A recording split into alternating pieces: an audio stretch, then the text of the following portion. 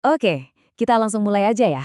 Di dunia investasi, pasti sering banget kan dengar soal aset aman atau safe haven. Nah, ada dua jagoan utama nih. Emas, yang udah ribuan tahun jadi andalan, dan Bitcoin, si penantang baru dari dunia digital. Pertanyaannya, mana sih yang beneran bisa jadi benteng pertahanan kita kalau ekonomi lagi gonjang-ganjing? Yuk, kita bedah bareng-bareng. Dulu ada seorang pakar resiko yang super terkenal, namanya Nassim Taleb.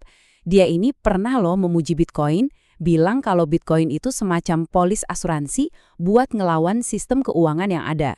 Wah, ini pernyataan yang kuat banget kan? Datang dari orang yang biasanya sangat skeptis. Tapi tunggu dulu.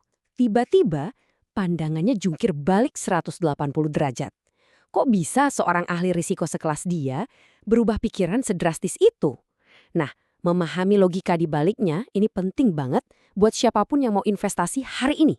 Oke, sekarang kita bongkar ya argumen dari penulis buku The Black Swan ini. Kita lihat apa sih yang sebenarnya dia temukan di balik gemerlapnya dunia kripto. Ini dia angkanya, nol, kosong. Menurut Taleb, ya seginilah nilai intrinsik alias nilai asli dari Bitcoin. Bukan cuma rendah ya, tapi benar-benar nol. Dia bilang ada cacat fatal yang bikin Bitcoin itu rapuh banget. Nah, kesimpulan ini kan jadi kedengeran mengejutkan banget, apalagi kalau kita ingat pujian dia beberapa tahun sebelumnya.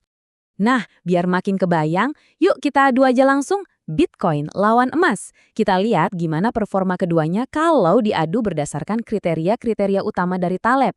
Pertama, kita bahas soal daya tahan.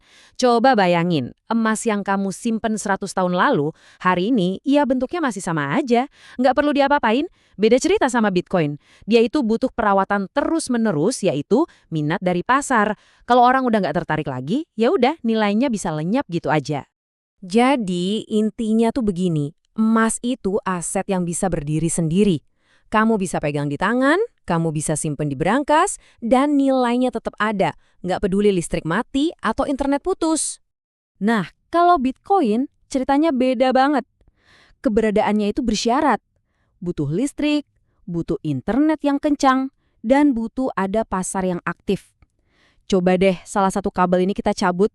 Bitcoin kamu itu secara praktis ya nggak bisa diakses. Kayak nggak ada. Coba lihat visualisasi ini. Kelihatan jelas banget kan jurang perbedaannya?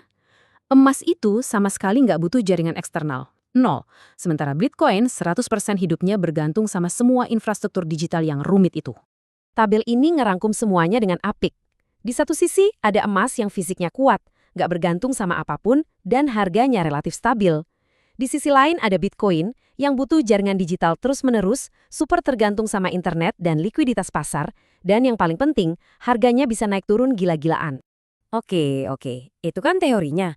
Tapi gimana kalau beneran ada krisis ekonomi global? Mana yang terbukti jadi penyelamat sejati? Menurut Taleb, ujian sesungguhnya itu datang pas Maret 2020, waktu awal-awal pandemi. Saat pasar saham anjlok, Bitcoin yang digadang-gadang jadi pelindung, malah jatuhnya lebih dalam lagi. Ini menurut dia bukti kegagalan total Bitcoin sebagai aset aman. Waktu harganya pulih lagi pun, itu bukan karena kekuatan internalnya, tapi karena pasar disiram duit sama bank sentral. Sama persis kayak yang terjadi di pasar saham. Jadi, kata Taleb, ini bukti kalau Bitcoin itu ya cuma aset spekulatif biasa, bukan sebuah benteng pertahanan. Jadi, setelah dengerin semua ini, kita sebagai investor baru harus gimana dong? Apa pelajaran yang bisa kita ambil? Kuncinya di sini nih, kamu harus bisa bedain antara spekulasi dan mencari perlindungan. Spekulasi itu ibaratnya kamu naik roket, berharap harganya terbang ke bulan. Kalau perlindungan nilai, itu lebih kayak kamu bangun bunker buat bertahan pas ada badai. Tujuannya beda jauh kan? Jadi, sebelum kamu investasi, coba deh tanyain ini ke diri sendiri. Seberapa kuat mental kamu ngadepin harga yang naik turunnya drastis? Kamu butuh aset yang tetap bisa diakses nggak? Bahkan saat internet mati. Tujuan utama kamu apa sih? Cari untung cepat atau cari stabilitas jangka panjang? Jawaban jujur dari pertanyaan-pertanyaan ini yang bakal nuntun kamu ke pilihan yang tepat. Dan ini semua membawa kita ke satu pertanyaan penutup yang besar. Di era yang serba digital ini, apakah keamanan finansial yang sejati itu masih harus sesuatu yang fisik, yang bisa kita sentuh dan kita pegang?